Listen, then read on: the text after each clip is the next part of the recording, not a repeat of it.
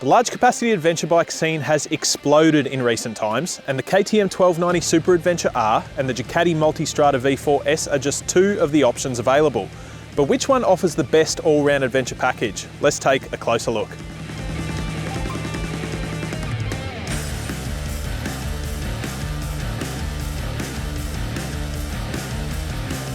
KTM and Ducati both have racing in their DNA, and that expertise is filtered down into these two high-end adventure tourers. The 1290 Super Adventure R has been a popular choice for hardcore adventure riders for a few years, but it has been updated for 2021.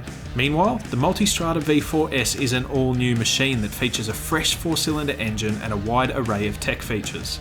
In stock trim, these two bikes are evenly priced, but as tested here, the Ducati is more expensive thanks to its travel and radar package and optional spoked wheels. The Ducati makes a little more horsepower thanks to its V4 Gran Turismo engine, but the KTM with its LC8 V-twin engine has a higher peak torque figure. The styling of the bikes is also quite different, with the KTM offering a more rugged, rally-inspired look and a slightly taller and more upright stance. It has a shorter windshield than the Ducati and carries the unique two-piece headlight from previous KTM models. The KTM weighs in at 221 kilograms, and it also has a 23-litre fuel tank and an 880mm seat height. The Ducati, on the other hand, is a little sleeker and more understated, but it still has that signature Ducati red paint scheme. It also has a taller windshield, and its ergonomics appear a little more friendly for road use. The Ducati has a similar weight and fuel capacity to the KTM, but it does have a lower max seat height of 860mm. So far, these two dual sporters are quite different, but in the cockpit there are a few similarities. Let's start with the KTM. The KTM's cockpit has been overhauled for 2021, with this new switch block setup and this brilliant new 7.5-inch TFT dash. You've also got an adjustable windshield and smartphone storage, but frustratingly, the compartment is a little too small and only just fits an iPhone 11. The TFT screen is quite intuitive once you get used to it, and everything is controlled via these buttons on the switch block.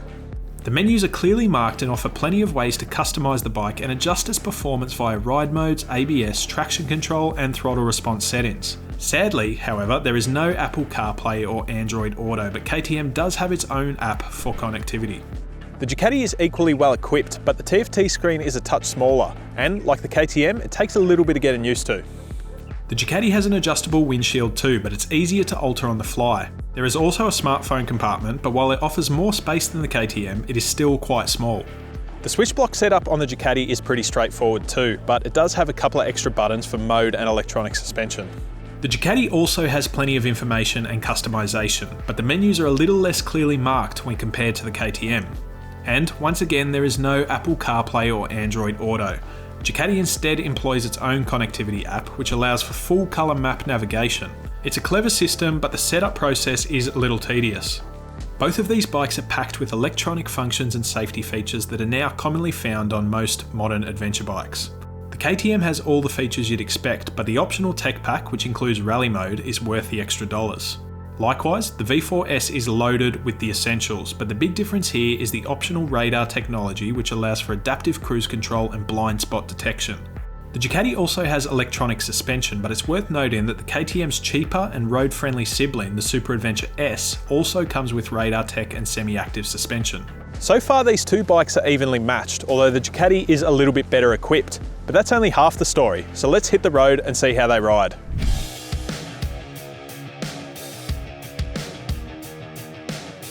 The KTM's LC8 engine feels very familiar, and it's an absolute blast to ride. It shows some of the KTM Super Duke R's mind-blowing performance, but it's a little bit more manageable for mere mortals. Despite being geared towards off-road riding, the 1290 Super Adventure R is very comfortable on the tarmac. It handles well and is very torquey right through the rev range, but the low and mid-range acceleration is something to behold. The 1290 is great on the tarmac, but it's most at home on the dirt. It's simply amazing how capable a bike this heavy is off-road. The KTM's off-road and rally settings are set up perfectly for off-road riding, and the ABS and traction control never intrude. But the KTM's biggest strength is the supremely capable WP suspension, which simply soaks up everything in its path. With 220mm suspension travel front and rear, the KTM trumps the Ducati in this area and is capable of tackling much rougher terrain.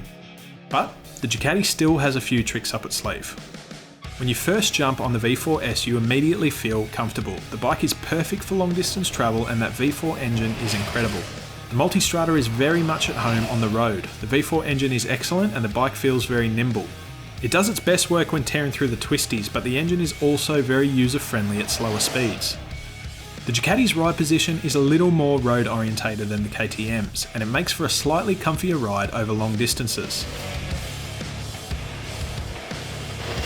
And while the V4 is certainly great on the tarmac, it's not too shabby on the dirt either. The off-road ride modes work well and the engine is very usable. Where it does fall behind the KTM a little is in the suspension department. It's certainly not bad, but it doesn't handle the rough stuff quite as well as the 1290. Still, it was far more capable than we were expecting. And while it does get the job done on the dirt, it's still probably better suited to gravel roads more so than technical terrain.